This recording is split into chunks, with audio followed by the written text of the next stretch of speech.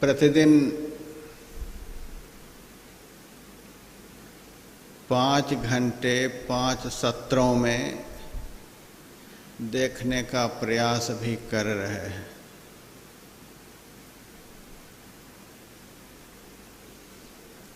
फिर भी बहुत साधक, बहुत ध्यानार्थी मेरे पास आकर कहते रहते हैं, महाराज ध्यान तो लगाते हैं, ध्यान तो करते हैं, लेकिन अंदर में दर्शन नहीं होता है, अंदर में दिखलाई नहीं देता है।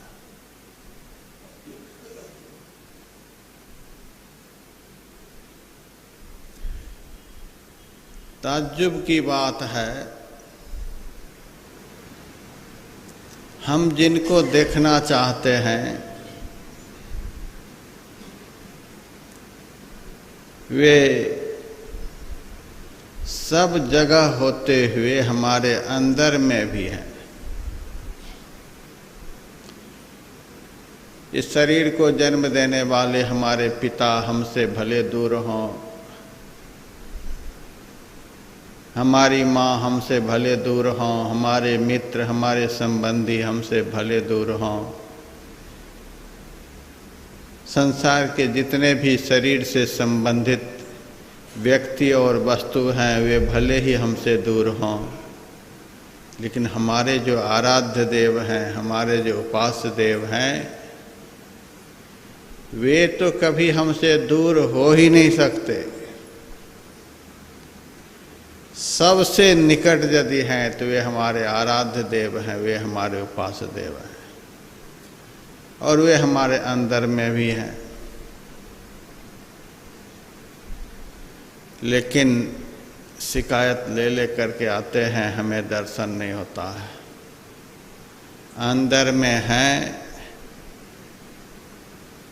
आँख भी बंद करते हैं लेकिन दर्शन नहीं होता है।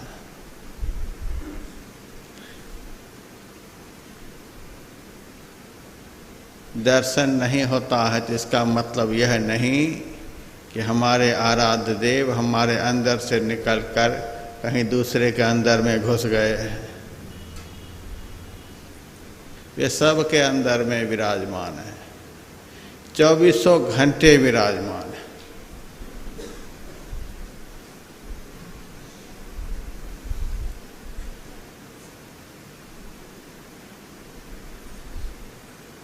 दर्शन नहीं हो रहा है, इसके पीछे कारण है।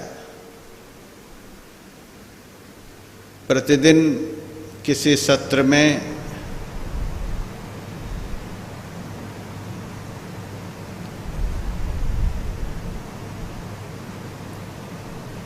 दर्शन कैसे होता है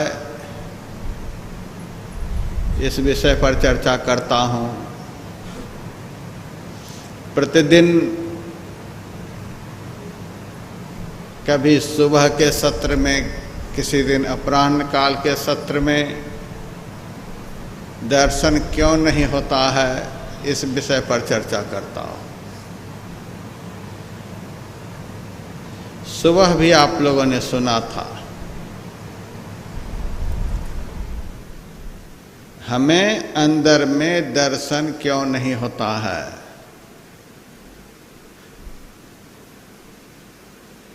इसके पीछे कारण भगवान शिव बतला रहे हैं। काम क्रोध लोभादि रत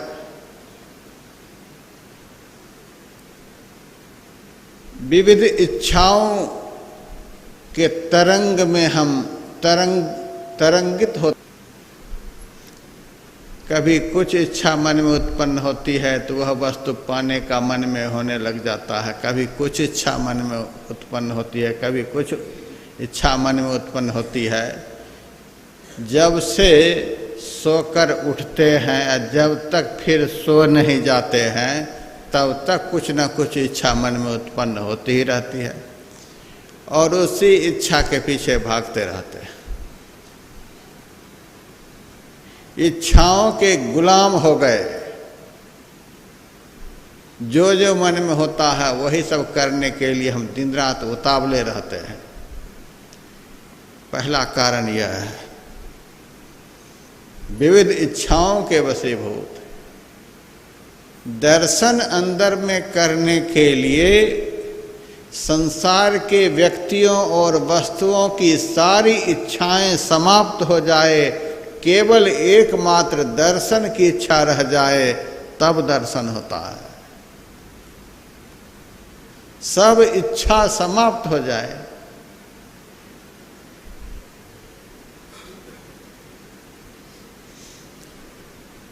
फिर कहा हम क्रोध के वशीभूत हैं। जिस किसी के ऊपर बरसने लग जाते हैं,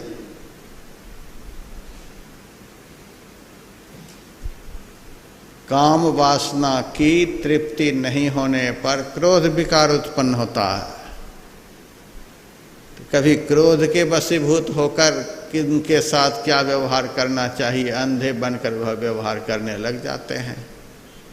इन क्रोध विकार के कारण हमें दर्शन नहीं होता है। क्रोध तो यदि आप लोग करना चाहें तो अपने ऊपर करें।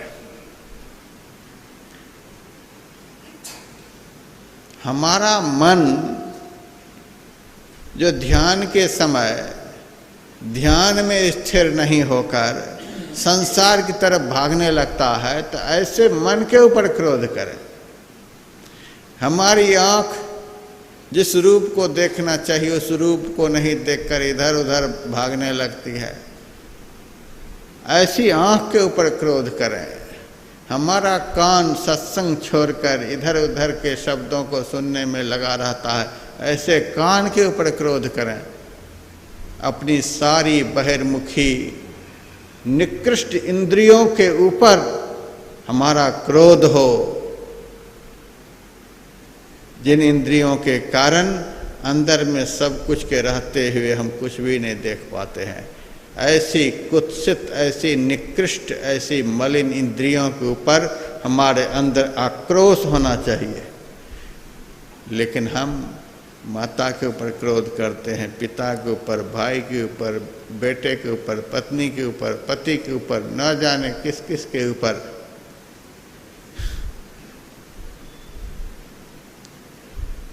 लोभ के वशीभूत हैं, इसका तो कहीं अंत ही नहीं है। कितना चाहिए, कितने में आप संतुष्ट होंगे, इसका तो कहीं अंत नहीं है। लोभ के वशीभूत है। लोभ तो होना चाहिए अंदर में दर्शन का। गुरु महाराज से दीक्षा लिए हुए किसी के 40 साल हो गए, किसी के 50 साल हो गए, किसी के 30 साल, किसी के 10 साल, किसी के 5 साल, सालों साल गुजर गए, लेकिन अब तक मन में दर्शन का लोभ नहीं हुआ कि हमें दर्शन होता। आंख बंद करके बैठ जाना ध्यान करने के लिए यह सामान्य बात है, लेकिन हम तो कहते हैं लोभ के बस बैठे, लोभी बन करके बैठे।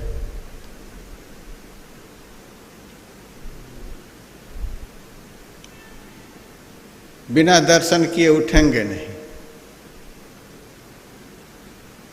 जैसे बहुत लोभी आदमी किसी धनवान के पास जाता है, तो जब तक धनवान व्यक्ति से कुछ ले नहीं लेता है तब तक वहां से उठता ही नहीं। जब तक कुछ देंगे नहीं तब तक हम उठेंगे ही नहीं। लोभी व्यक्ति बिना लिए उठता ही नहीं। उसी तरह से दर्शन का प्रचंड लोभ लेकर भजन पर बैठना चाहिए कि जब तक कुछ मिल नहीं जाएगा, जब तक कुछ गुरु महाराज से प्राप्त न कर लेंगे, तब तक आज उठेंगे ही नहीं।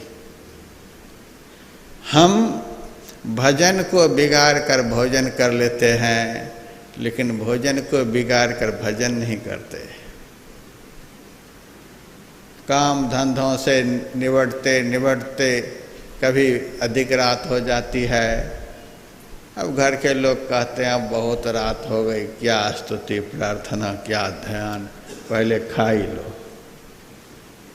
लो पहले। हाथ पैर भी बढ़िया से नहीं धो पाते हैं, खा लेते हैं। जब खा लिए तब कहाँ ध्यान, फिर तो बिस्तर सूझने लगता है। भजन बिगड़ जाए तो बिगड़ जाए, लेकिन भोजन नहीं बिगड़ना चाहिए। बहुत लोगों को रात में नींद नहीं आती है तो वे भी परेशान। रात में नींद ही नहीं आती है, रात भर जगे ही रहे, नींद नहीं आती है, जगे ही रहे, बड़े दुखी होते हैं नींद नहीं आने पर। आप लोगों से हम क्या कहें, हमको तो उस रात बड़ी खुशी होती है जिस रात हमें नींद नहीं आती है।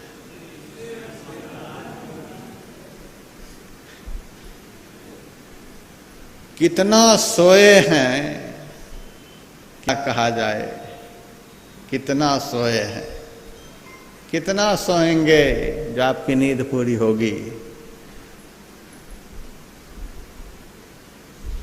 4,32,000 वर्ष कलयुग की आयु, 8,64,000 वर्ष द्वापर युग की आयु, 12,96,000 वर्ष त्रेता युग की आयु, 17,28,000 वर्ष सतयुग की आयु।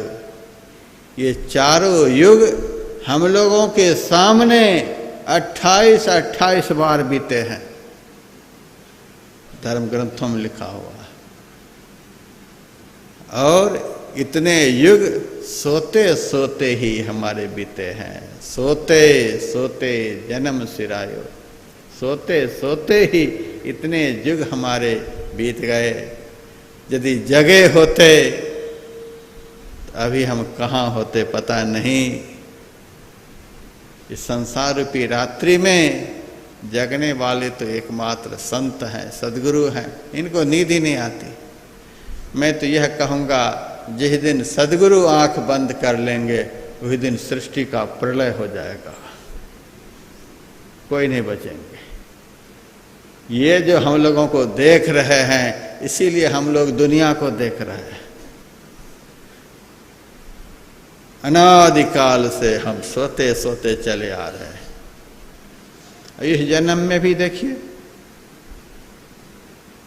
सबकी आयु सबके साथ है।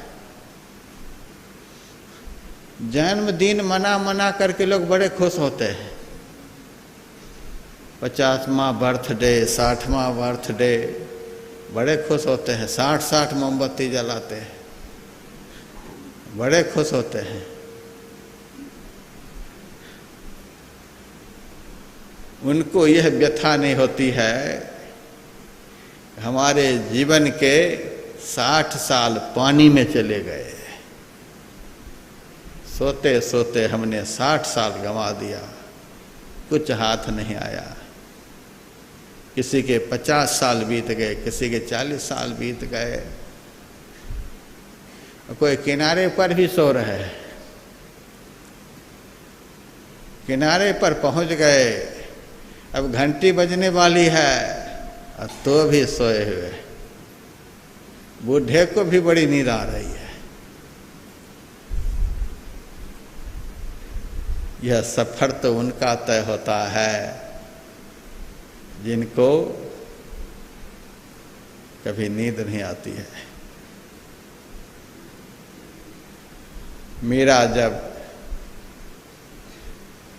बैठती थी ध्यान में, सुबह से शाम तक बैठी ही रहती।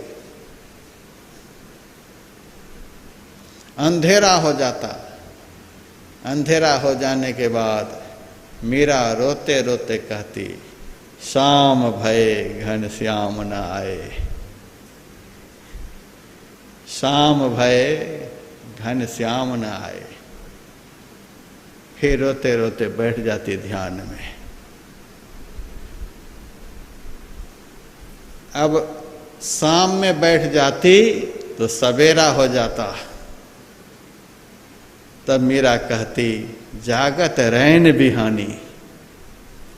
अब देखो मीरा का जीवन, जागत रैन बिहानी, जगते जगते ही सवेरा हो गया। जगते जगते शाम, शाम भय घनश्याम न आए, और शाम में बैठी तो सवेरा हो गया, जागत रैन बिहानी।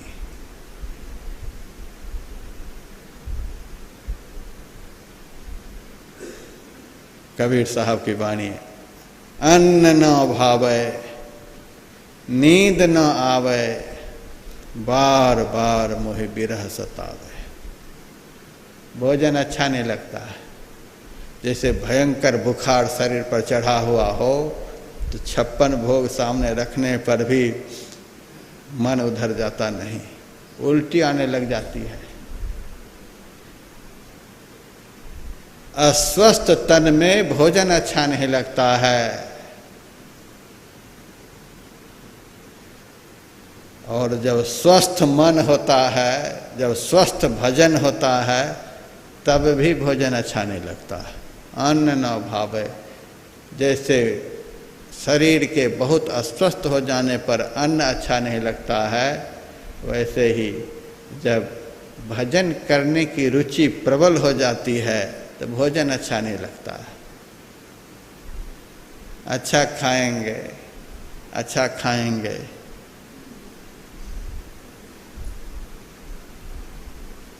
ऐसा हो जाता। अन्न न भावे, जिस दिन बढ़िया से बढ़िया भोजन सामने रहेगा, भजन की शौक इतनी रहेगी कि भजन के सामने भोजन नहीं सुहाएगा, तो समझ लेना अब अंदर में देखने की भूमिका बनने लग गई है। ऐसे भक्त को अंदर में देखने की भूमिका सद्गुरु बनाने लग जाते हैं। अब दिखेगा। अन्न न भावे, अन्न सुहावे नहीं, नींद न आवे, नींद नहीं आए, बीमारी के कारण नहीं। जिनको ब्लड प्रेशर बहुत बढ़ जाता है उनको नींद नहीं आती है। बहुत अधिक ब्लड प्रेशर बढ़ेगा तो नींद नहीं आएगी, बहुत अधिक दर्द शरीर में होगा तब नींद नहीं आएगी, कुछ न कुछ शरीर में व्याधि पराकाष्ठा पर पहुंच जाएगी तब नींद नहीं आएगी। लेकिन शरीर के स्वस्थ रहने पर भी अंदर में देखने के लिए नींद ना आवे, नींद आती है तो उसे अच्छा नहीं लगता है। कहाँ से आप नींद ना आवे, बार बार मोहि बिरह सतावे। राजस्थान में संत चरणदास जी महाराज हुए, वे कहते हैं दिन को हरि सुमिरन करो। यह सदगृहस्थ भक्तों के लिए है, दिन को हरि सुमिरन करो। सदगृहस्थ भक्तों के लिए घर में बहुत काम धंधे होते हैं, फैक्ट्री है, मकान है, दुकान है, लड़के हैं, बच्चे हैं, तो चलते फिरते उठते बैठते घर के काम धंधों को करते हुए भी सद्गुरु के बताए हुए मंत्र का स्मरण करते रहो। दिन को हरि स्मरण करो। बैठने की फुर्सत नहीं है, चलते फिरते काम करते हुए भी स्मरण करते रहो। जिनसे दिन भर स्मरण होगा उन्हीं से रात भर ध्यान होगा। जो दिन में कभी भी सुमिरन नहीं करेंगे वो चाहेंगे रात में बैठकर ध्यान कर लेंगे, कभी संभव नहीं है। दिन भर जिनसे सुमिरन होगा, जो दिन भर अपने इष्ट को नहीं भूलेंगे, ऐसे भक्त को रात में बैठने पर सद्गुरु नहीं भूलेंगे। आप दिन भर सुमिरन करते रहे, इष्ट बड़े खुश होते हैं। हम लोग तो दिन रात इसी काम के लिए हैं। हम लोग यदि सुमिरन करते हैं, स्मरण करते हैं तो दिन भर करेंगे क्या? कोई काम तो है नहीं।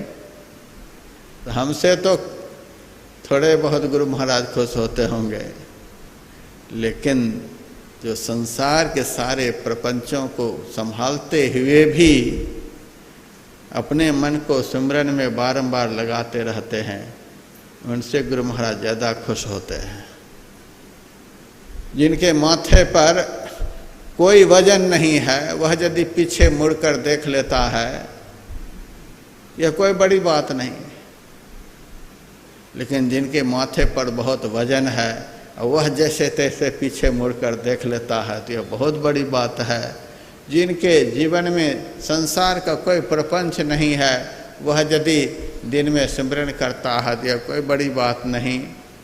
लेकिन संसार के घर परिवार रोजगार को चलाते हुए भी जो सिमरन को कभी नहीं छोड़ते, उनके लिए बहुत बड़ी बात है। प्रपंच में भी प्रभु को विस्मृत नहीं होने देते, यह बहुत बड़ी बात है। दिन को हरि सिमरन करो, दिन में सिमरन करो, स्मरण करो, याद करते रहो। रैन जाग करो ध्यान, रात है ध्यान करने के लिए।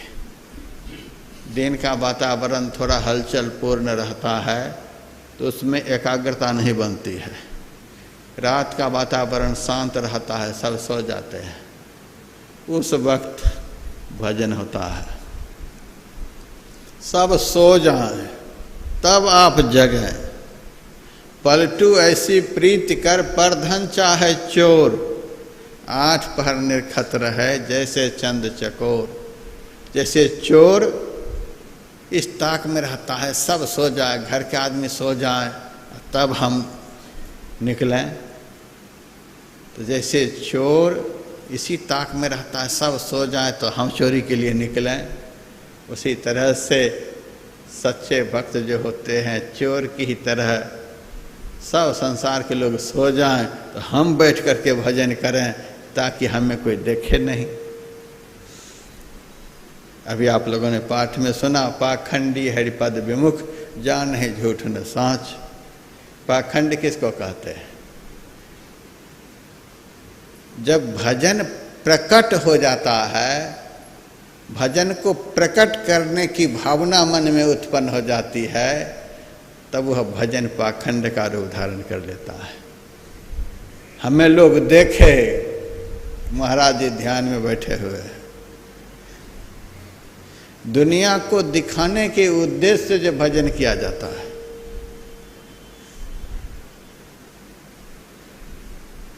उसी को पाखंड कहते हैं।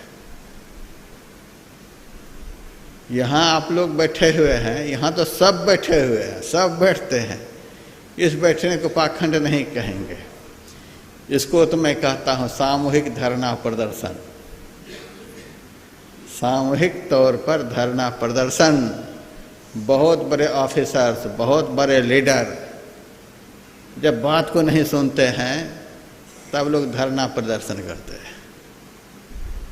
जितनी अधिक संख्या में लोग धरना पर बैठेंगे उतनी जल्दी सुनवाई होगी। एक आदमी धरना पर बैठ जाएंगे तो पता लगा लेते हैं सुनवाई करने वाले कितने लोग बैठे हैं, देख लो, खा पी भी रहे हैं कैसे ही,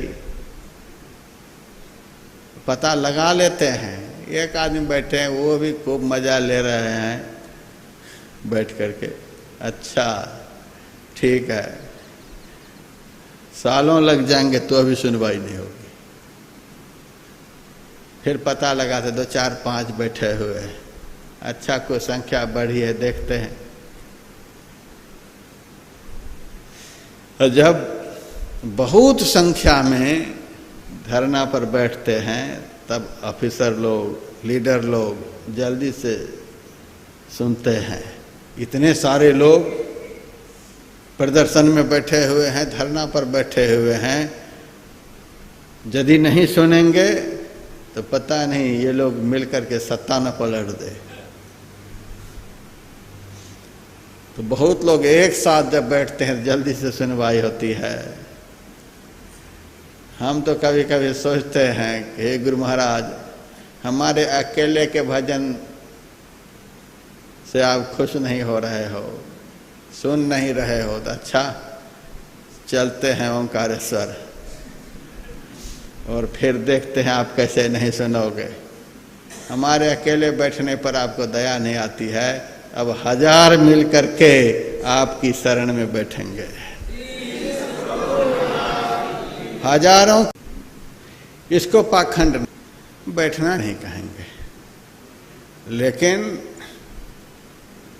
बैठना चाहिए कमरे बंद करके, किवारी बंद करके। बैठ गए चौराहे पर, लोग देखे कि माला फेर रहा है। एक बार कुंभ के मेले में मैं इलाहाबाद गया हुआ था, एक को देखा कि जमीन के नीचे घुसा पड़ा है, जमीन के नीचे में 2 अंगुली उसकी बाहर में है, माला घूम रही है, 2 अंगुली से ही माला कैसे से चला रहा है। आधे कुंभ तो वहीं पहुंच गए थे, इतनी भीड़ थी, बोरी के बोरी रुपए उनके भक्त लोग भरते चले जा रहे थे। मैंने उनके भक्तों में से एक भक्त से पूछा, महाराज जी ने पूरे शरीर को जब धरती के नीचे दबाई लिया तो 2 अंगुली को बाहर क्यों रखे?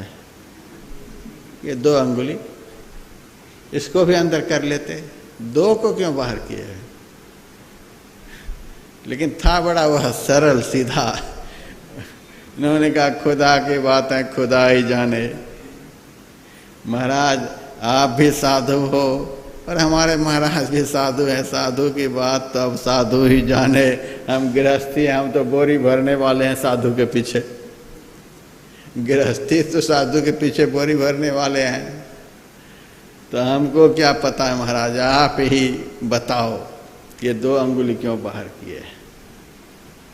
मैंने कहा 1 अंगुली तो लोभ है, दूसरी अंगुली पाखंड है। ये शरीर को दबाए क्यों है? लोभ के बस। लोगों को पता चलेगा कि बहुत बड़े महात्मा हैं, तो जब लोग आएंगे तो पैसे देंगे, पैसे के लोभ से, धन के लोभ से, प्रतिष्ठा के लोभ से शरीर को दबाए बैठे हैं। 1 अंगुली पाखंड है, दुनिया हमें आकर के देखे, दुनिया आकर के देखे और दुनिया आकर के कुछ पैसे भी दिखाए। लोभ और पाखंड ये जब प्रकट हो जाते हैं तब भजन में दिखना बंद हो जाता है। पाखंडी हरि पद विमुख, भजन जब प्रकट हो जाता है, भजन को प्रकट करने की भावना जब मन में उत्पन्न हो जाती है, दुनिया हमको देखे कि बहुत भजन करते हैं, दुनिया को दिखाने के ख्याल से, दुनिया बनाने वाले जो हमारे अंदर में हैं उनको जनाने के लिए यदि प्रयास किया जाए तब तो वह भक्ति है, और दुनिया के लोगों को दिखाने के लिए जो भजन किया जाता है वह प्रदर्शन है, वह पाखंड है। पाखंडी से परमात्मा बहुत दूर। पाखंडी हरिपद विमुख। अयोध्या जी में एक संत हुए पलटू साहब, उनकी वाणी है, लाखों मौनी फिरे, लाखों बाघंबरी, अर्धमुखी और नखी, लाखों लोह लंगरी, लाखों जल में तिरे, लाखों भभूत को छानते, यहाँ पलटू जामे राजी राम को नहीं जानते। दिखावा से परमात्मा बहुत दूर रहते हैं। पाखंडी हरिपद विमुख, दिखाना नहीं है। इसीलिए चरणदास जी ने कहा, रैन जाग कर ध्यान, रात में जग जग करके ध्यान करो, सब सो जाए तब उठ करके बैठ जाओ। लेकिन रात भर जग कर ध्यान कौन करेंगे? जो गला भर खा करके सोएंगे, वो गला भर यहाँ तक पहुँचा करके जो सोएंगे वो रात पर बैठ करके भजन करेंगे? कभी भी नहीं। मेरे से किसी ने कहा, महाराज रात में कितनी देर सोना चाहिए? मैंने कहा, पहले बताओ रोटी कितनी खाते हो? 4, तो 4 घंटे फिर सोना पड़ेगा। फिर मैंने कहा 3 रोटी खाओगे तो 3 घंटे सोना पड़ेगा, उसको हजम करने के लिए तो जठराग्नि खराब हो जाएगी। 2 रोटी खाओ 2 घंटे सो, 1 रोटी खाओ 1 घंटा सो, और रात भर जग करके यदि भजन करना है तो 1 गिलास हल्का गुनगुना पानी पी करके सो जाओ। समय पर लघु शंका करके भजन पर बैठ जाओ। रात भर जगना है तो केवल पानी लेकर के सोना है, तब बनेगा। मेरा प्रवचन सुन करके एक महात्मा ने कहा अब हम 1 घंटा सोएंगे और 1 ही रोटी खाएंगे। 1 ही रोटी खाने लगा, तब कहता है कि महाराज हमारी नींद नहीं टूटती है। 1 रोटी खाते फिर भी नींद नहीं टूटती है, तो रोटी दिखाओ कैसी है। तो 800 ग्राम आटे की 1 रोटी थी। ऐसी रोटी खा करके एक बोले तो 1 रोटी, ये रोटी है? गोबर का उपला जो बनाते हैं कंडा, ये रोटी है? ऐसी रोटी खा करके तो भजन करेगा। दिन में भी नींद खुल जाए, यह भी खुदा की खैरियत है। ऐसे नहीं। इसीलिए चरणदास जी महाराज ने कहा भूख राखी भोजन करो, मन तरपता रह जाए, तरसता रह जाए, हाथ से ढकेल दो सामने से। रोटी खाने के लिए मन छटपटाता रह गया, और 2 ठो खा लेता, और 2 ठो खा लेता। मन छटपटाता रहे खाने के लिए, थाली को हाथ से सरका दो, तब बनेगा भजन। भूख राखी भोजन करो, भूख रह ही जाए।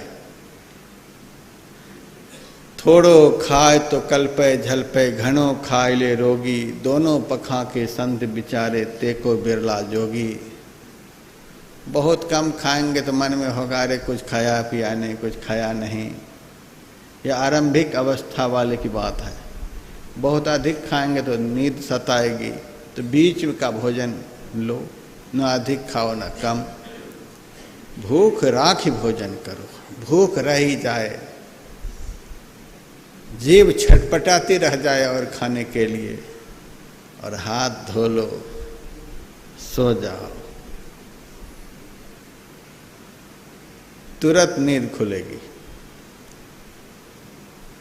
जो जीव का निरादर करके भोजन करेगा उस भक्त का भगवान भी आदर करेगा, उनकी तुरंत नींद टूटेगी। जब भोजन किया ही नहीं तब सोया काहे के लिए है? बैठो, भूख राखी भोजन करो, तज सोवन को बान।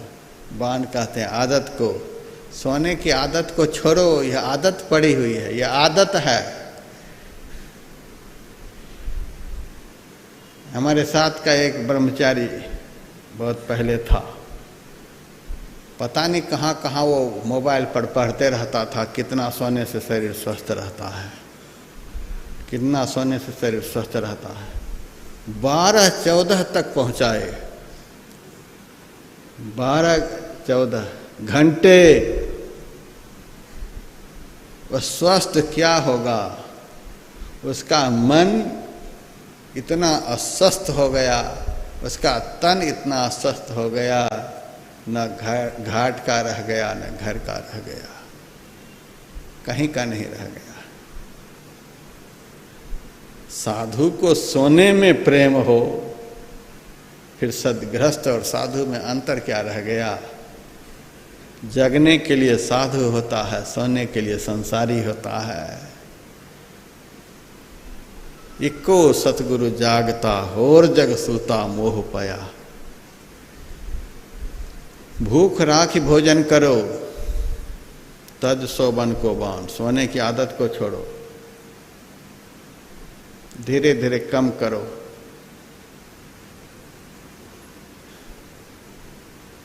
किसी भक्त ने कहा होगा चरणदास जी से, महाराज रात भर तो जगना बहुत मुश्किल है, कोई उपाय बताओ, रात भर हम जग नहीं सकते। अच्छा रात भर नहीं जग सकता है, संत को दया आ जाती, चलो 4 पहर नहीं जगी सके, आधी रात सो जाग, ध्यान करो जप ही करो, भजन करन को लाग। पूरी रात नहीं जग सकते हो तो आधी रात जगो, दया आ गई संत की। आधी रात भी जो भजन करेगा तो धीरे धीरे उस भजन के संस्कार से वह पूरी रात जगने लग जाएगा। चलो आधी रात जगो। महाराज आधी रात भी बहुत मुश्किल है, अच्छा आधी रात भी नहीं जग सकते। जो नहीं श्रद्धा दो पहर पिछले पहरे चेत, उठ बैठो रट ना रटो, प्रभु से लाभ हो हेत। यदि आधी रात भजन करने में तुम समर्थ नहीं हो तो पिछले पहरे चेत, पिछले पहर ब्रह्म मुहूर्त 3 बजे जग जाओ, उठकर बैठ जाओ, रट ना रटो। जो विद्यार्थी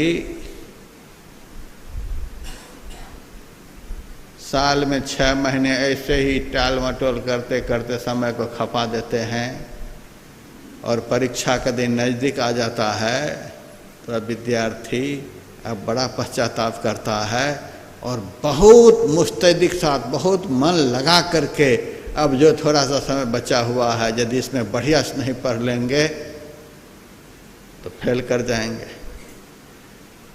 तो अच्छे अच्छे विद्यार्थी के जब बहुत सारे समय ऐसे ही व्यर्थ बीत जाते हैं तो थोड़ा समय बचने पर वह अच्छी लगन के साथ पढ़ता है।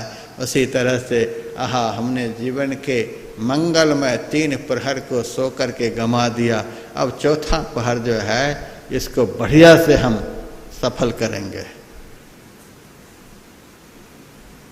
3 बजे के बाद फिर बिस्तर नहीं पकड़ना है। अब बहुतों के तो मन में होता है 3 से 4 कर लिए, अब चलते हैं फिर से। तो सोने का संकल्प लेकर के जो भजन किया जाता है कि 4 बजे फिर बिस्तर पर भी जाना है, तो 3 से 4 भी शरीर तो बैठा रहेगा लेकिन मन बिस्तर पर ही रहेगा, भजन नहीं बनेगा। उठ गए तो उठ गए, उठ बैठो रट ना रटो। जैसे छोटे छोटे बच्चे एग्जाम सामने आने पर एक एक शब्द को रटते रहता है, उसी तरह से जी जान लगा करके अभ्यास करो, प्रभु से लाभ हो है। इतनी छूट जब मिल गई तब भी भक्त कहते महाराज थोड़ा और कम करो, थोड़ी और छूट दो।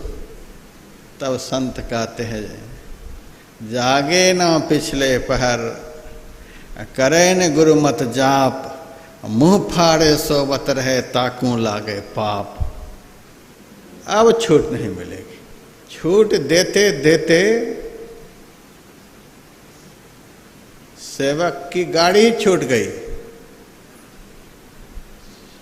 साधु संत को दया आती है, अच्छा चलो थोड़ा ही करे, पिछले पहरे चेत महाराज और छूट दे दो। तब संत ने कहा जागे ना पिछले पहर, करे न गुरु मत जाप, मुंह फाड़े सोबत रहे ताकू लागे पाप। जो प्रतिदिन पाप कमा रहा है उनसे भजन कैसे होगा? वही पाप अंदर के पवित्र दृश्य को अंधकार बन करके ओझल कर देता है। पाप ही बहुत बड़ा ओट है, पाप ही अंधकार है। आंख बंद करने पर जो अंदर में अंधकार दिखता है वह हमारा अर्जित किया हुआ पाप है। कुछ तो पिछले जन्मों का है, कुछ इस जन्म का है, रोज तो पाप ही कमा रहे हैं। बहुत लोग कहते हैं हम झूठ नहीं बोलते हैं, चोरी नहीं करते हैं, हम काहे के लिए भजन करें, हम तो कोई पाप करते नहीं। मानव तन पा करके भजन नहीं करना यही सबसे बड़ा पाप है। मानव तन पा करके सो करके जीवन को बिता देना, यही सबसे बड़ा पाप है। मुँह फाड़े सोबत रहे ताकू लागे पाप। ऐसे व्यक्ति से भजन क्या होगा जो प्रतिदिन पाप कमा रहा है। ये सोने का अंत है। कब तक सोते रहेंगे? सोते सोते जन्म सिरायो, अब चिता पे सोवन के दिन आयो। 9 महीने माता के पेट में सोए, जन्म हो गया तो माता के बगल में सोए, और जवान हो गए नारी के संग सोए। ऐसे ही सोते सोते अब बुढ़ापा आ गया। संत कहते अब चिता पे सोवन के दिन आयो। कितना सोओगे? सो करके हम लोगों ने जीवन को गंवा दिया।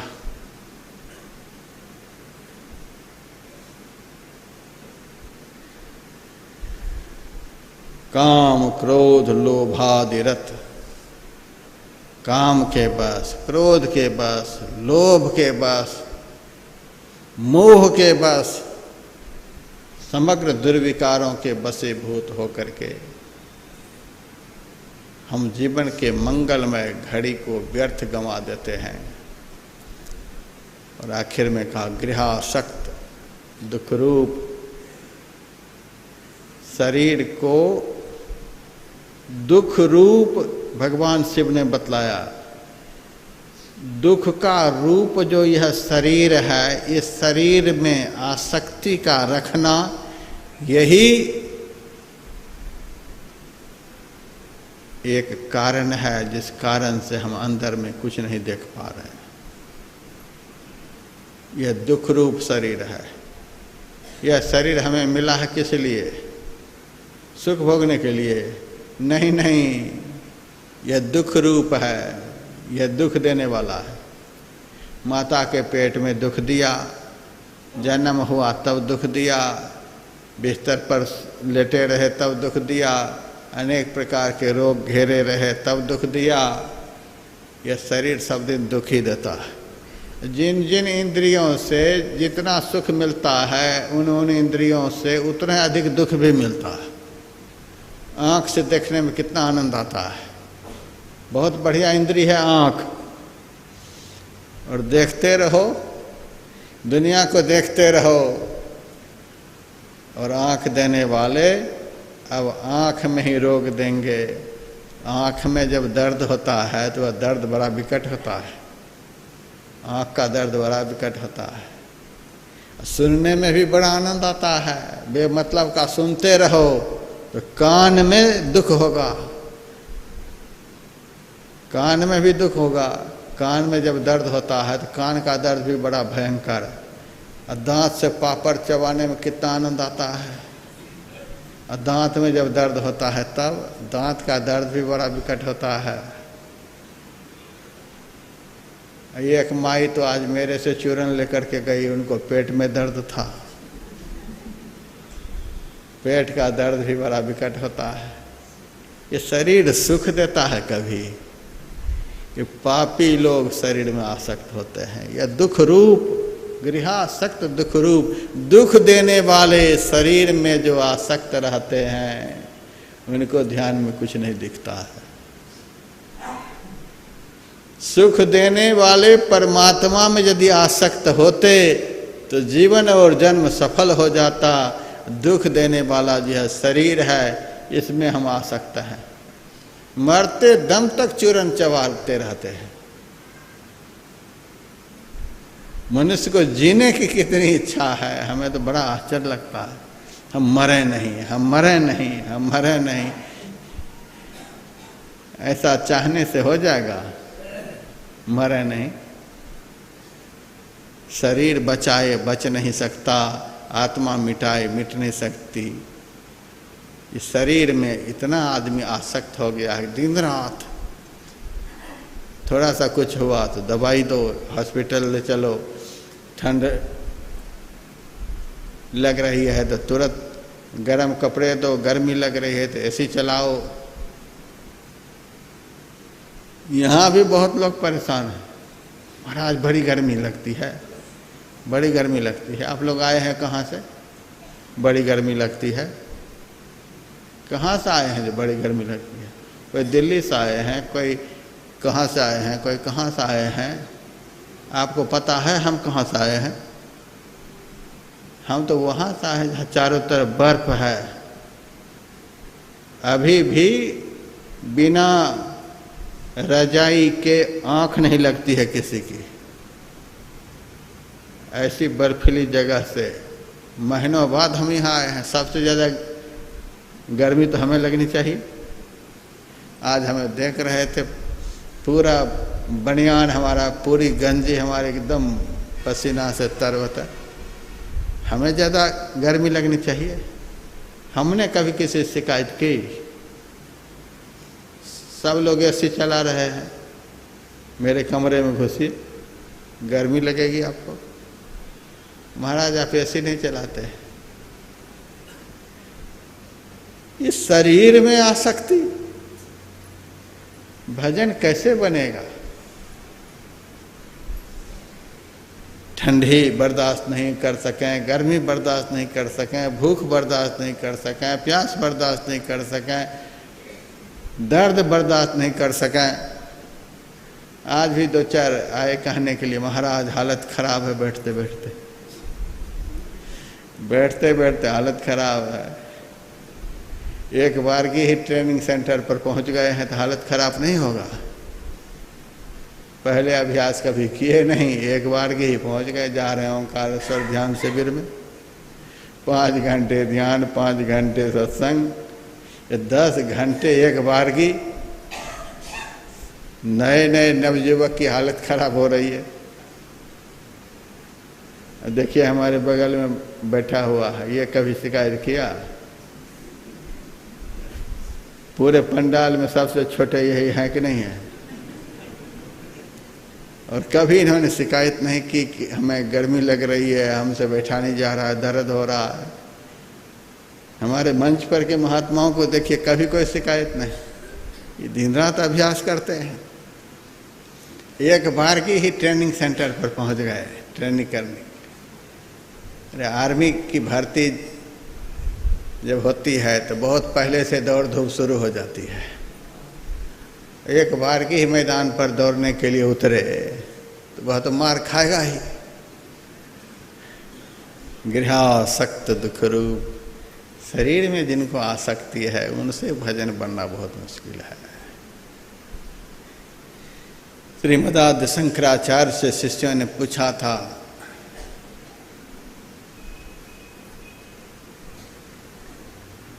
को वाश्च घोरो नरकः। हे आचार्य आप कृपा करके बताओ यथार्थ में घोर नरक क्या है? घोर नरक क्या है? आचार्य शंकर ने बैतरणी आदि को घोर नरक नहीं बतलाया, कहा स्वदेह। जिस शरीर से भजन नहीं होता वह शरीर जीव के लिए घोर नरक है। जिस शरीर से भजन नहीं, समझ लेना यह नरक के समान, यह दुख देने वाला है।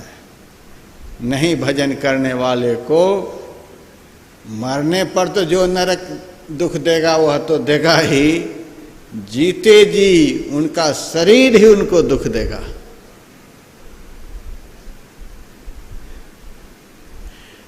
महर्षि रमन का जीवन चरित्र मैंने पढ़ा। उनकी बाह में कैंसर का ट्यूमर निकल आया था।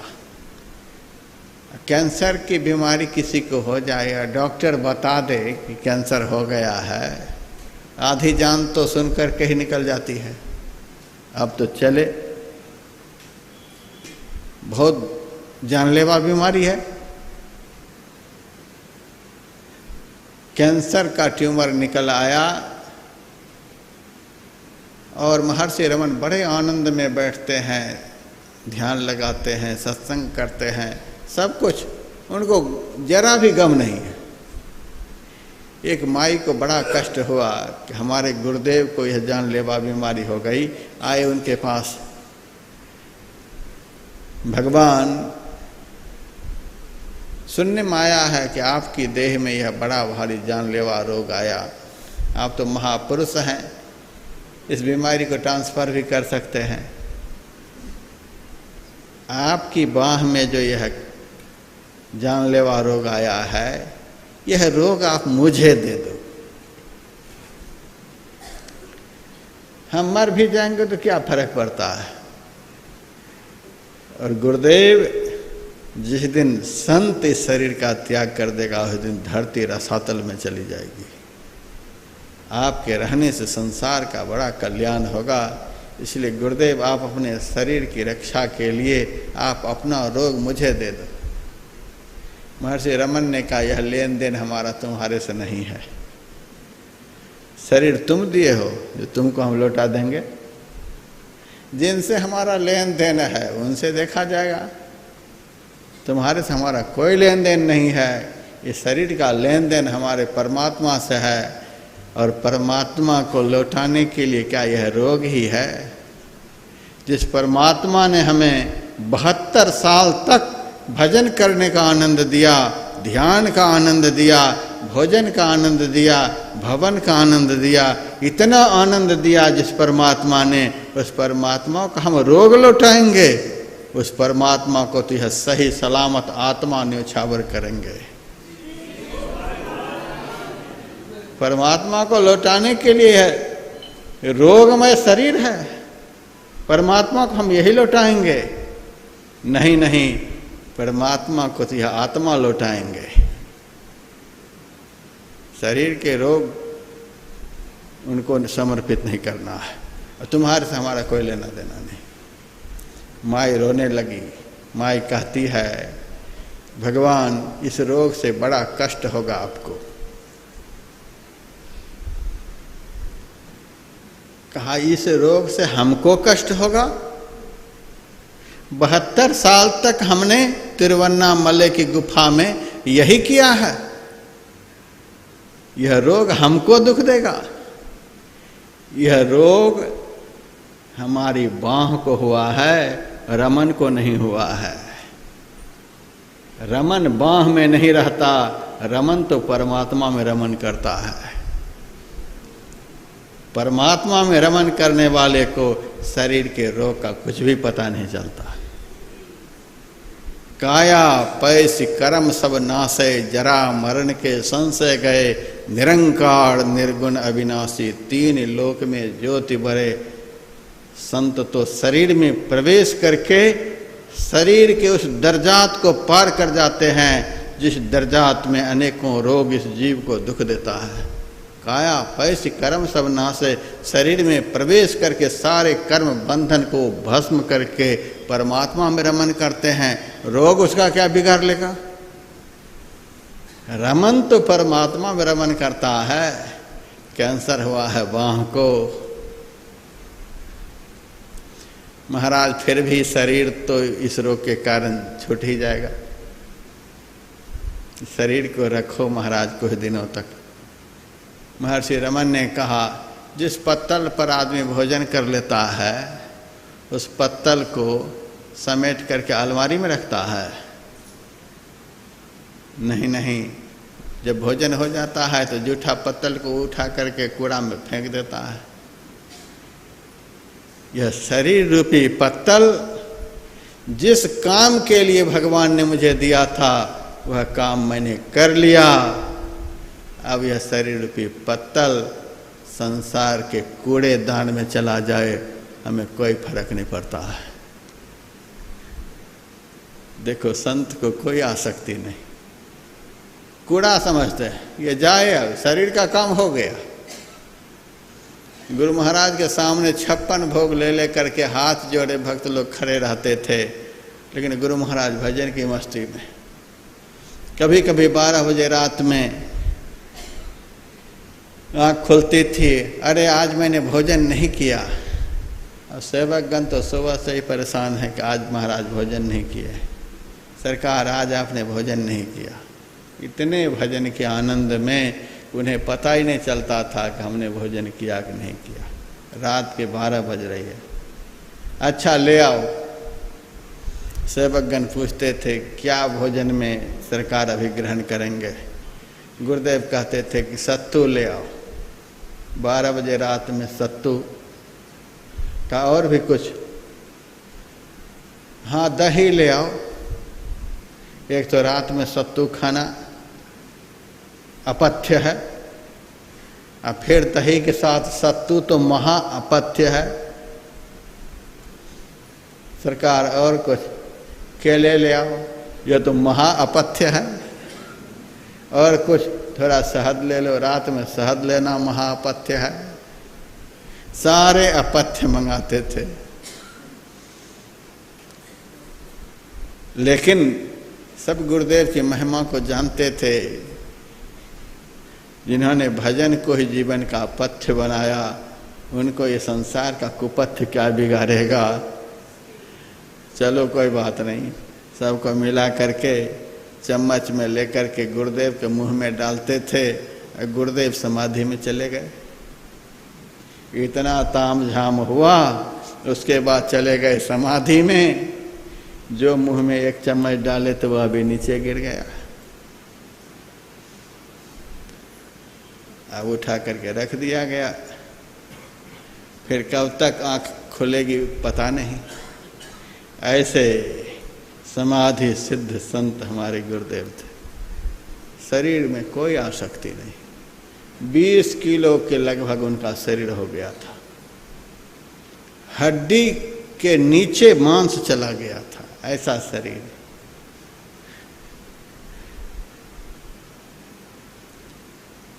शरीर में कोई आसक्ति नहीं। तो क्या उनको कष्ट हो रहा था? शरीर अपना काम कर रहा है, हम अपना काम कर रहे हैं। नरक में आदमी को सुख मिलता है, कोई कहेगा नरक में सुख मिलता है? जीव को कर्मानुसार बुरे बुरे कर्मों का भोग भुगताने के लिए नरक की सजा दी जाती है। नरक में महा कष्ट होता है जीव को। लेकिन उस नरक से पहले जिस शरीर में हम रह रहे हैं, यह शरीर कम नरक नहीं है। जो जो चीज़ें नरक में हैं सो सब इस शरीर में है। इसीलिए यह तो महानरक है। बैतरणी में कहते हैं हड्डी बहती है, मांस बहता है, खून बहता है, यही सब बैतरणी नदी में बहता है। इस शरीर में क्या सब बह रहा है बताओ तो? हड्डी है, मांस है, खून है, चमड़ा है, नस है, केस है। इतनी गंदगी शरीर के भीतर में है। टट्टी पेशाब का कारखाना कहीं है दुनिया में? सब इसी शरीर में है। इससे बढ़कर नरक क्या हो सकता है? नरक का सब कुछ इस शरीर में है। नरक में प्रकाश नहीं होता, आंख बंद करके देखो, घोर अंधकार है। ये नरक ही तो है। नरक में पवित्रता नहीं होती, अंदर में झांक करके देखो, पवित्रता का क्या संसाधन है? क्या है इसके भीतर में? सारी अपवित्रता से भरा हुआ यह शरीर है। घोर नरक है। नरक में अपना कोई नहीं होता। इस शरीर के भीतर में देखो अपना कौन है। सुबह मैंने बताया था, इस शरीर रूपी पिंड में देखो कितने रहते हैं, सारे विकार रहते हैं, सारे विषय, सारी इंद्रियां, ये सब पराये हैं, बेगाने हैं, दुख देने वाले हैं। नरक में सुख नहीं होता। इस शरीर को पा करके अब तक में क्या सब मिला है, सबका अनुभव हो ही रहा है। और क्या होगा यहाँ? नरक के सारे संसाधन इस शरीर के भीतर में है। को वास्ति घोरो नरकः स्वदेह। यथार्थ में घोर नरक क्या है? अपना शरीर ही। लेकिन संत ने यह भी बताया कि यथार्थ में घोर नरक यह शरीर तो है, लेकिन इस शरीर के ऊपर वाले भाग में नरक से निकलने का रास्ता बना दिया गया है। शरीर का जो ऊपर वाला भाग है, 9 द्वार से 10वां द्वार में जाने वाला जो भाग है, 9 द्वार से 10वां द्वार की तरफ जाने वाला जो रास्ता है, नरक से स्वर्ग में जाने वाला रास्ता है। नरक से निकालने वाला भी रास्ता इसके भीतर में है, दुख से पिंड छुड़ाने वाला रास्ता भी इसके भीतर में है, आत्मा को परमात्मा से मिलाने वाला रास्ता भी इसके भीतर में है, ज्ञान विराग भगति शुभ देनी सब कुछ देने वाला रास्ता भी इसके भीतर में है, सभी देवताओं का दर्शन कराने वाला रास्ता भी इसके भीतर में है, सभी विद्याओं की प्राप्ति करा देने वाला रास्ता भी इसके भीतर में है, सारे तीर्थों का स्नान कराने वाला भी रास्ता इसके भीतर में है, परमात्मा का साक्षात्कार कराने वाला भी रास्ता इसके भीतर में है। लेकिन शरीर से प्राण निकलने से पहले ही यदि उस रास्ता को ढूंढ लिया गया, तब तो इस शरीर से ज़्यादा पवित्र भी दुनिया में कोई शरीर नहीं। ये घोर नरक है किसके लिए? जो इस शरीर का सही सदुपयोग नहीं किया है उसके लिए, जो इस देव दुर्लभ शरीर को पाकर के भी नरक को गींज रहे हैं, उसके लिए यह नरक है। जो देव दुर्लभ शरीर को पाकर के इसकी सार्थकता को सिद्ध कर रहे हैं, उनके लिए नरक नहीं है, उनके लिए तो बड़े भागवान स्तन पावा है, उनके लिए तो बड़ा भाग्यवान यह शरीर है। इससे बढ़कर क्या शरीर हो सकता है? लब्ध्वा कथंचिन नर जन्म दुर्लभम, यह शरीर बड़ा ही दुर्लभ है, बड़ा ही कल्याणकारक है। यदि इस शरीर का सही सदुपयोग हो, इससे बढ़िया भी कोई नहीं। यदि इस शरीर का दुरुपयोग हुआ तो इससे गंदा दुनिया में कोई शरीर नहीं, प्रत्यक्ष नरक है। इस शरीर में जो आसक्त होकर के रहता है, इस शरीर के भीतर जो रहने वाले प्रभु हैं, उनमें हमारी आसक्ति होनी चाहिए। हार मांस में देह में आसक्ति,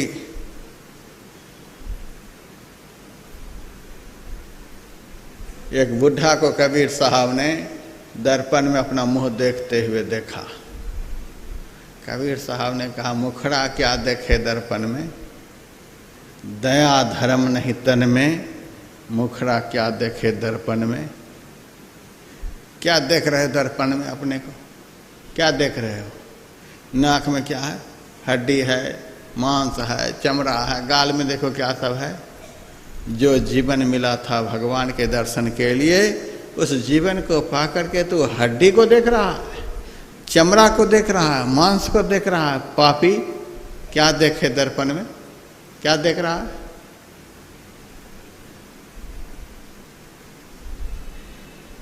गोस्वामी लक्ष्मीनाथ परमहंस कहते हैं, अब हूँ ने नर लाज लजाना, काया तेरी लाग ठिकाना, स्याही गई सफ़ेदी आई, दर्पण में मुँह देखा पाना।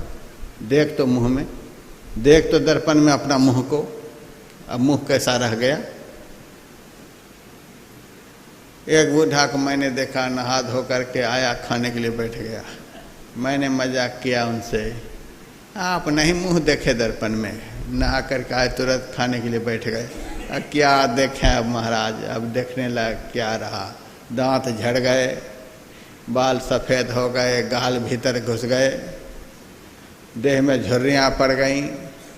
अब शर्म आती है ऐसा मुंह देखने में। अभी तो कम शर्म आ रही है, जब चिता पर पहुँचोगे तब ज़्यादा शर्म आएगी।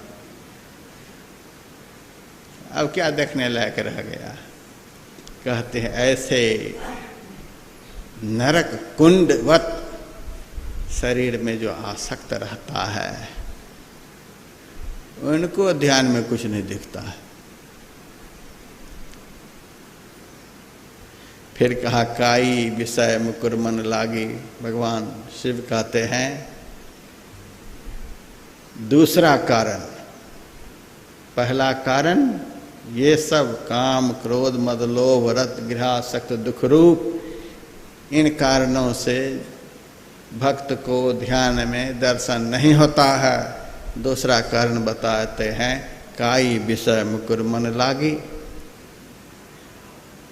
मन को शिव जी ने दर्पण बताया। मैंने सुना था, कोई गा रहा था, तोरा मन दर्पण कहलाए। हम लोगों का मन जो है वह दर्पण है। आहा, मन रूपी दर्पण यदि साफ हो जाए तो हाफ सेकंड भी नहीं लगेगा, दर्शन हो जाएगा। दर्पण साफ, हाफ सेकंड भी नहीं लगेगा, दर्शन हो जाएगा। कहते हैं जिस मन रूपी दर्पण के सहारे अभ्यासी अपने अंदर में दर्शन करता है, उस दर्पण के ऊपर विषय की काई जम गई है। काई विषय मुकुर मन लागी। जिस मन के द्वारा दर्शन होता है, जिस मन के सहारे से दर्पण होता है, यह बहुत बड़ा सहारा है। हम तो कभी कभी भक्तों को सुनाते हैं, इस संसार में भक्त के लिए सबसे बड़े सहारे सद्गुरु हैं। सद्गुरु से बढ़कर दुनिया में कोई सहारे नहीं है। उसके बाद यदि संसार में दूसरे कोई सहारे हैं तो साफ सुथरा मन बहुत बड़ा सहारा है। यदि मन साफ हो गया, मन में कोई विकार नहीं रह गया, मन में कोई मलिनता नहीं रह गई, विषय की काई छूट गई, यह मन इतना बड़ा सहारा है कि आप 5 मिनट भी ध्यान पर बैठेंगे तो आनंद में झूमते हुए उठेंगे, यदि मन साफ हो गया। कभी हम लोग कहते हैं महाराज आज ध्यान में बड़ा आनंद आया। वही आदमी कभी कहता है महाराज आज बैठे लेकिन ध्यान में आनंद नहीं आया। एक ही आदमी है, वह कहता है कि आज ध्यान में आनंद नहीं आया। वही आदमी कहता है आज ध्यान में आनंद बहुत आया। क्या बात है, आदमी तो एक ही है। एक दिन आनंद आया, एक दिन आनंद नहीं आया। कारण क्या है? जिस दिन ध्यान के साथ मन जुड़ा हुआ था, जिस दिन ध्यान करते वक्त आपके साथ में मन था, आप मन को साथ में लेकर के अंदर में देखने का प्रयास कर रहे थे, उस दिन ध्यान में आनंद आ गया। मन आपके साथ में है तो उस दिन ध्यान में आनंद आ गया। और जिस दिन कहते हैं आज महाराज ध्यान में आनंद नहीं आया, इसका मतलब उस दिन आप ध्यान पर तो बैठे थे, तन आपके साथ में था, लेकिन मन आपके साथ को छोड़कर विषय के बाजार में घूम रहा था। भजन के समय मन यदि साथ छोड़ दे, भजन का आनंद खत्म।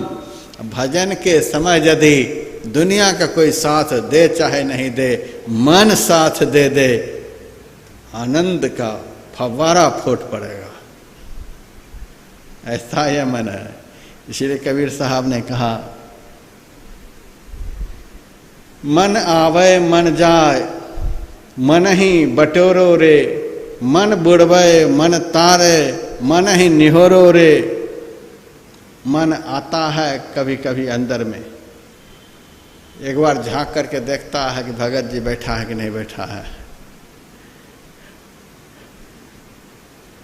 और फिर भगत जी को बैठा हुआ देखकर यदि इनके साथ हम होंगे तो हमें भी बैठा लेगा, तो बैठने में तो हमें आनंद आता नहीं है, इसीलिए जाए ये भाग भी जाता है। ये बैठा लेगा हमको, ये बैठा लेगा तो अपना तो मौज करेगा और हमारी मौज को ये ख़त्म कर देगा। इसीलिए भजन पर बैठे हुए भक्त को देख करके ये भाग जाता है। कभी झांक करके देखता है, यदि सो गया भगत तो बड़ा खुश होता है।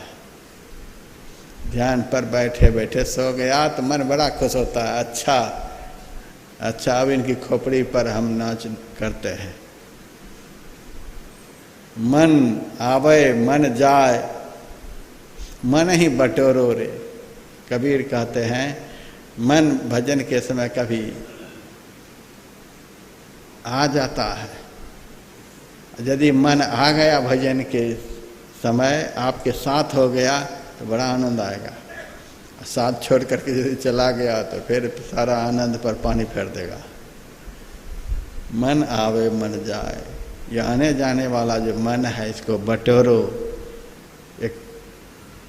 एक जगह करो, एक जगह करो। ये बहुत जगह जा रहा है, इसको एक जगह करो। बहुत जगह फैले हुए को एक जगह करना, ये बटोरना है। कभी मन रूप में, कभी रस में, कभी गंध में, कभी स्पर्श में, कभी शब्द में, ये बहुत जगह फैला हुआ रहता है। तो बहुत जगह आने जाने वाले फैले हुए मन को बटोरो, एक जगह केंद्रित करो। जहाँ न रूप है, न रस है, न गंध है, न शब्द है, न स्पर्श है, अर्थात सभी दिशाओं का केंद्र स्थान आज्ञा चक्र होता है, 10वां द्वार होता है। 10वां द्वार में ही मन को बटोरना होता है। और 10वां द्वार में यदि आप सतर्क सावधान होकर के नहीं रहे तो वहीं से मन फैलता भी है, वहीं मन का घर है, वहीं से मन विषय के बाजार में चला जाता, और वहीं पर बटोरना भी होता है, इकट्ठा भी करना होता है, स्थिर भी करना होता है। कहते हैं मन आवे मन जाए, मन ही बटोरो रे। मन इधर उधर जाता है, उनको समेट करके दोनों आँखों के मध्य में ले आओ। मन बुढ़वे मन तारे, मन ही निहोरो रे। यह मन नरक के कुंड में डुबोने वाला भी है। यदि भजन में तुम्हारे साथ नहीं है तो नरक में डुबोएगा। यदि भजन के समय तुम्हारा साथ दे दिया तो तारे तुम्हारा उद्धार कर देगा। मन ये मनुष्यानां कारणम बंध मोक्षयो, बंधन और मोक्ष का कारण यह मन है। उद्धार भी करने वाला है, नरक में भी ढकेलने वाला है। यदि आपके पास है, आपके साथ है, आपका उद्धार कर देगा। और आपका साथ छोड़कर यदि विषय के बाजार में चला गया तो आपको नरक कुंड में डुबो देगा। ये दोनों गुण मन के अंदर है। बड़ा सुंदर यह मन है। कबीर साहब कहते हैं मन ही निहोरो रे। कभी कभी तो लड़ने की बात करते हैं, संत बड़े विचित्र होते हैं। कभी कभी मन के साथ लड़ने की बात करते हैं। सूर संग्राम को देखी भागे नहीं, देखी भागे से सूर नाही। काम और क्रोध मदलोभ से जूझना, मड़ा घमसान था खेत माही। सांचो सील संतोष साही भय, नाम शमशेर तक खूब बाजे। कहे कबीर को जूझे सूरमा, कायरा भीड़ तो तुरंत भाजे। कभी तो लड़ने की बात करते हैं। यदि तुम्हारे अंदर आत्मबल हो, सदगुरु रूपी सरदार की ताकत तुम्हारे पास में हो, फिर तो लड़ करके इनको पछाड़ करके अपने साथ में रख लो। यदि इतना सब कुछ नहीं है तो खुशामद करके ही इनको अपने बस में कर लो। बहुत बड़े वीर बलवान से तुम टक्कर नहीं ले सकते तो हाथ जोड़ करके, अर्ज मिन्नत करके किसी तरह से मना लो, खुश कर लो, ताकि तुम्हें डिस्टर्ब नहीं करे। मन ही निहोरो रे। मन को भजन के समय निहोरा करो। यदि ये भागने लग जाए तो निहोरा करने में क्या लगता है। यदि इनके मान जाने से हमारा मन भजन में लग जाता है, इनको मनाने में क्या हर्ज है। इनको मनाओ। अरे भाई, हम तुम्हारी बात तो आदिकाल से मानते ही आए हैं, दिन रात तो तुम्हारी ही बात को मानते रहते हैं। थोड़ी देर के लिए ओंकारेश्वर में आए हैं, 1 घंटा का समय मिला है ध्यान के लिए। 1 घंटा तू मेरी बात को मान ले, 23 घंटा हम तुम्हारी बात को मानेंगे। यदि आपके कहने पर यह 1 घंटा भी मान लेगा तो 23 घंटा में भी आनंद का फव्वारा छोड़ देगा। आप किसी तरह से मना लो। 1 घंटा के लिए आप मान जाओ, 1 घंटा मेरी बात सुनो। हम जो सिमरन करने के लिए कहें वह सिमरन करो। हम जिस रूप का चिंतन करने के लिए कहें उस रूप के चिंतन में लगो। हम जहाँ तुमको स्थिर करने के लिए कहते हैं वहाँ तुम अपने को स्थिर करो। खुशामद करके हो, हाथ जोड़ करके हो, अर्जो मिन्नत करके हो, मन ही निहोरो रे, या तो लड़ करके बस में करो या तो खुशामद करके इनको मना करके अपने बस में करो, जैसे तालमेल बने। अब तो 4 पहाड़ टूट गया है, 10 पहाड़ खड़ा किए थे ओंकारेश्वर में, अब 4 पहाड़ टूट गया है, 6 बचा है। अब जैसे बने, ताकत हो तो लड़ करके मन को पछाड़ो, और ताकत नहीं है तो खुशामद करके इनको अपने अधीन करो। इनके अधीन होने से बात बनेगी। काई विषय मुकुरमन लागी, मन रूपी दर्पण के ऊपर जो विषयों की काई जमी हुई है, थोड़ी सी धूल पड़ जाए तो उसको साफ करना बहुत आसान रहता है।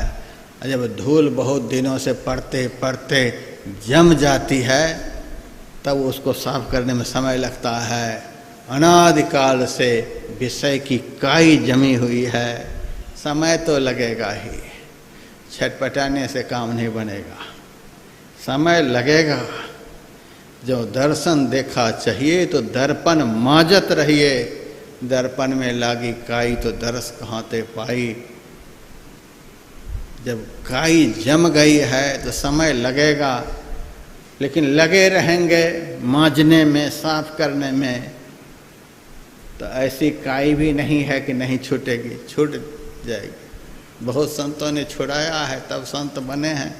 आप भी प्रयास करेंगे तो काई को साफ कर लेंगे। भगवान शिव कहते हैं मन रूपी दर्पण के ऊपर विषय की काई जमी हुई है, जिस कारण से दर्शन नहीं होता है, इस काई को साफ करो। तो आज ही साफ कर देंगे तो कल से आप लोग टिकट कटाने लग जाएंगे। 6 दिन लगेगा कम से कम साफ करने में। एक भजन आप लोग सुनिए, 2 आध्यात्मिक आरती होगी, अभी का सत्र समाप्त होगा। जय गुरु महाराज।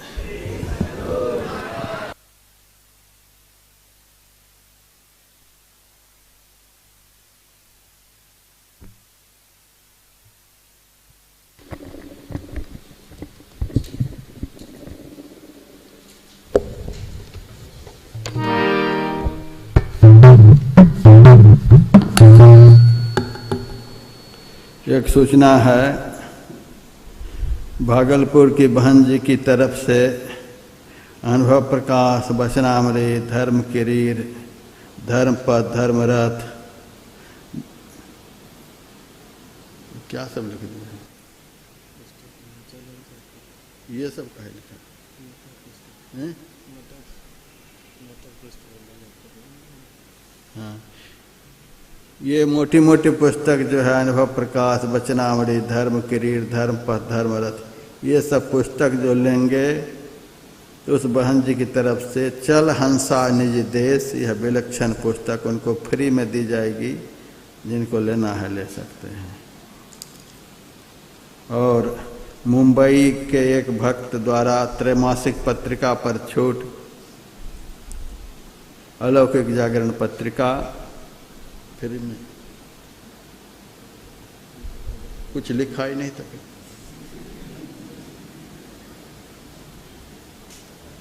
क्या बोलेंगे बताओ?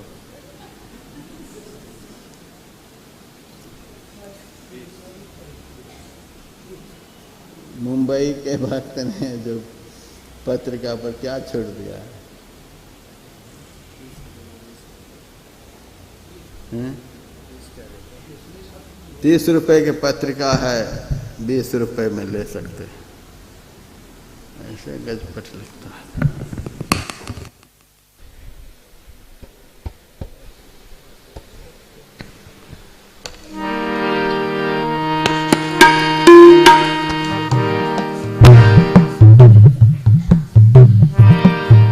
बोलिए प्रेम से श्री सद्गुरु महाराज की जय जय।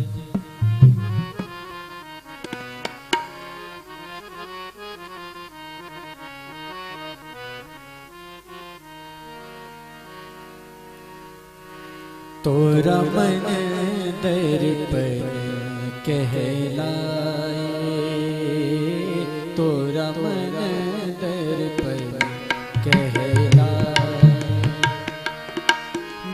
बुरे सारे कर्मों,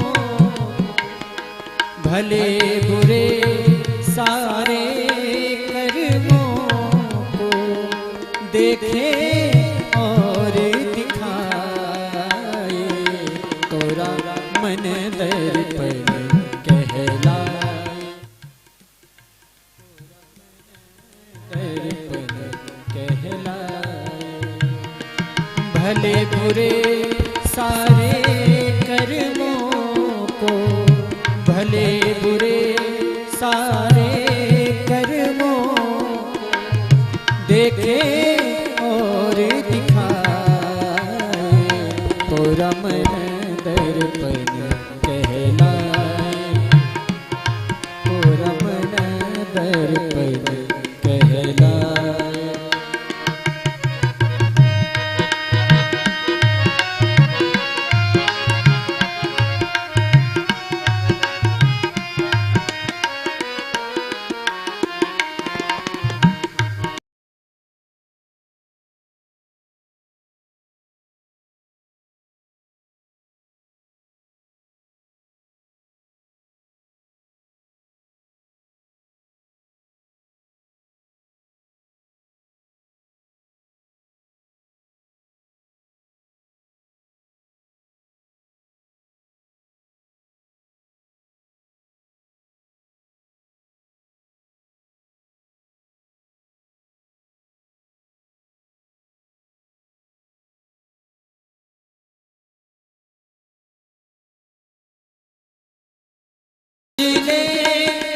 दर्पण पर प्राणी, इस उजले दर्पण पर प्राणी धूल न जमने पाए, तोरा मन दर्पण कहलाए, तोरा मन दर्पण कहलाए, तोरा मन दर्पण कहलाए, तोरा मन दर्पण कहलाए।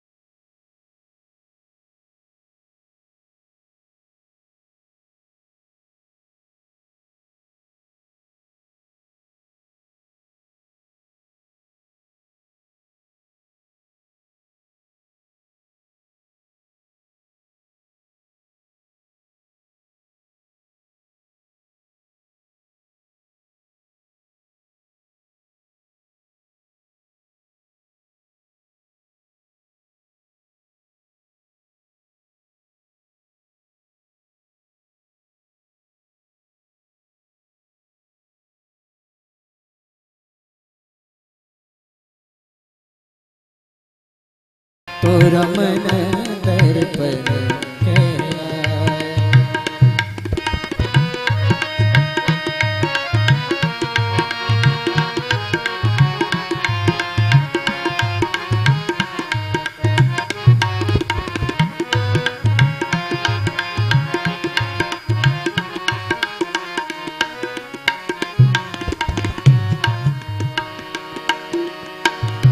तन की दौलत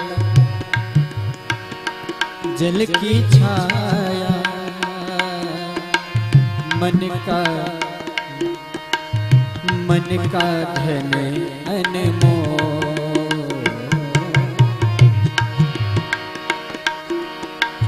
तन की दौलत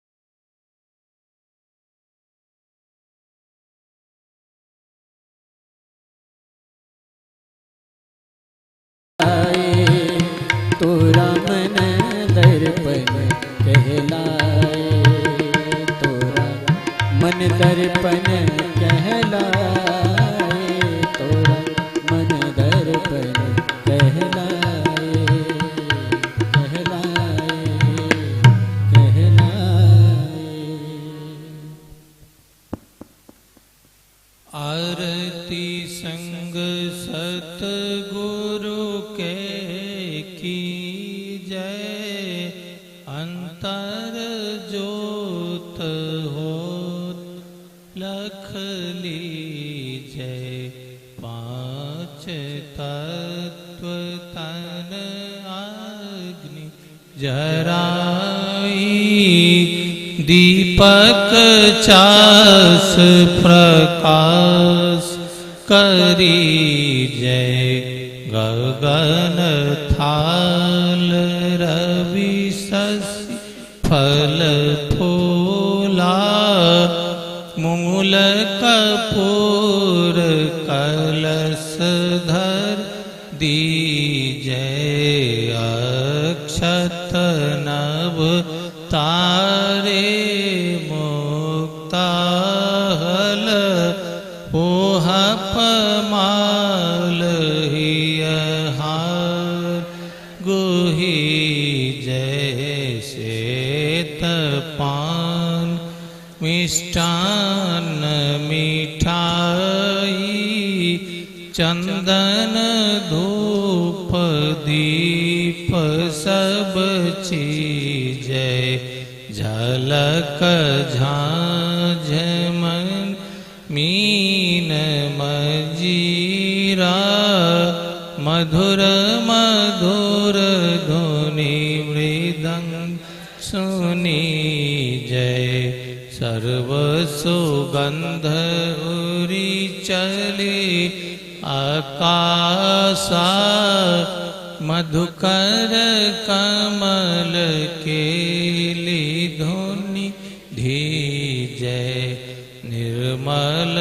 ज्योत जरत घट माही, देखत दृष्टि दोष सब छीजय, अधर धार अमृत बही आवे, सतमत द्वार अमर रस भीजय, पी पी होय सूरत मतवाली, चरि चरि उमगे अमीरस रीजय, कोट भान छवि तेज उजाली, अलख पार लखीला गिजय, छिन छिन सूरत आधार पर राखे, गुरु प्रसाद अगम रस पीजय, दमकत करक करक गुरु धाम, उलटिया लल तुलसी तन तीजय, आरती तन मंदिर में की जय, दृष्टि युगल कर मुख दीजय, चमके बिंदु सूक्ष्म अति उज्ज्वल, ब्रह्म ज्योति अनुपम लख लीजय, जगमग जगमग रूप ब्रह्मांडा, निरखी निरखी ज्योति तज दीजय, शब्द सुरत अभ्यास सरलतर, करी करी सार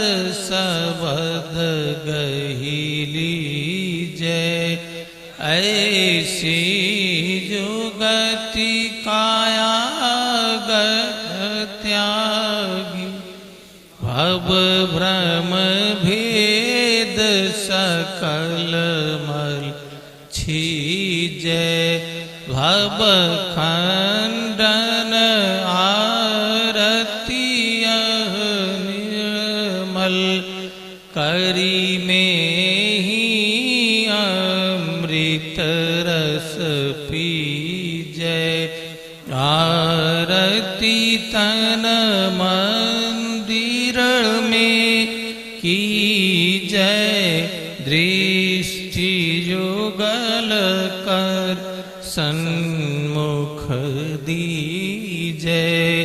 बोलिए प्रेम से श्री सद्गुरु महाराज की जय। सब संतन की जय। सत्संग महात्म्य की जय। वैदिक धर्म की जय। जय गुरु महाराज, जय गुरु महाराज, जय गुरु महाराज। श्री सद्गुरु महाराज की जय।